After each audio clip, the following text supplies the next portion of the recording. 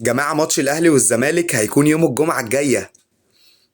بس في حاجة عايز أقول لكم عليها. مخطط الأحمال لفرقة النادي الأهلي مراته ولدت. ألف مبروك. هو دلوقتي في الدنمارك يا إخواتي، بيشوف البيبي. ألف مبروك. لعيبتنا بتتمرن من غير مخطط أحمال. لعيبتنا مش هتخش معسكر مغلق.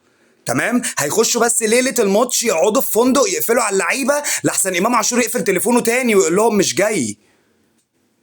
ايه ده؟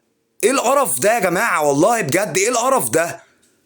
دي حاجة مستفزة لدرجة غريبة. على فكرة نادي الزمالك داخل في معسكر مغلق من النهاردة، هيفضل في معسكر مغلق التلات بالليل الأربع خميس ويلعب الماتش يوم الجمعة. ما تستنوش حاجة يا جماعة من الماتش. أنا مش فاهم بجد، أنا مش فاهم بجد. القرف اللي موجود ده موجود ليه وبسبب إيه يا أخي؟ أكيد في حاجة غلط حصلت بجد. أنت يعني مجلس الإدارة أكيد عمل حاجة مرعبة. تمام. انت ظلمت ناس كتيره بسبب الحسبنه والدعاء عليك. انت واصل للي انت فيه دلوقتي. ايه ده يا جماعه بجد؟ لا لا لا لا لا لا لا لا لا لا لا.